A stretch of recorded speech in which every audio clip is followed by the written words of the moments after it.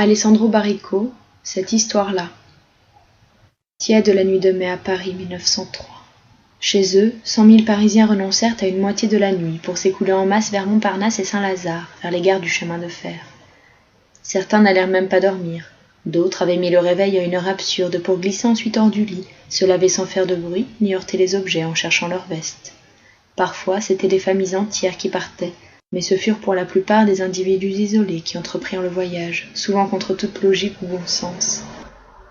Les épouses dans les lits, ensuite, étendaient les jambes en travers du côté resté vide.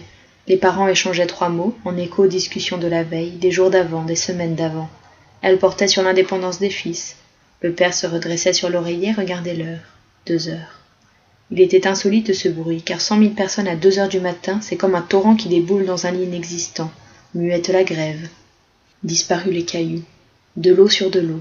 Ainsi leur voix courait entre des rideaux métalliques, des rues vides et des choses immobiles. À 100 000, ils prirent d'assaut les gares de Montparnasse et Saint-Lazare, parce qu'ils craignaient de ne pas trouver de place dans les voitures pour Versailles. Mais tous à la fin trouvèrent place dans les voitures pour Versailles. Le train partit à 2h13. Il file le train pour Versailles.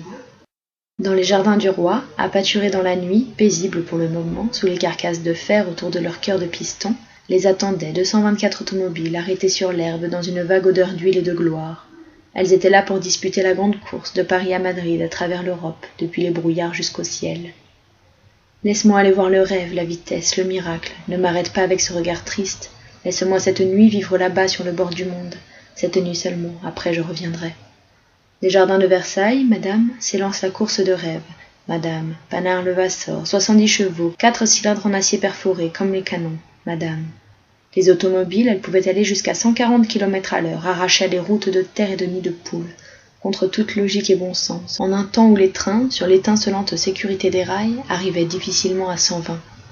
Tellement qu'en ce temps-là, ils étaient certains, qu'un être humain ne pouvait pas aller plus vite. Là était la limite ultime, là était le bord du monde. Ceci explique comment il fut possible que 100 000 personnes aient débouché de la gare de Versailles à 3 heures du matin dans la tiède nuit de mai. Laisse-moi aller vivre là-bas sur le bord du monde, cette nuit seulement, je t'en supplie. Après je reviendrai. Si une seule d'entre elles remontait la route dans la campagne, il courait à perdre haleine au milieu des blés pour aller à la rencontre de ce nuage de poussière. Et jaillissant des arrière-boutiques, ils couraient comme des enfants pour en voir une passer devant l'église en hochant la tête. Mais 224 à la fois, c'était un pur émerveillement. Les plus rapides, les plus lourdes, les plus célèbres, elles étaient des reines.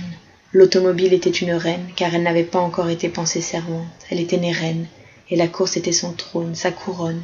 Les automobiles, ça n'existait pas encore. Il n'y avait que des reines.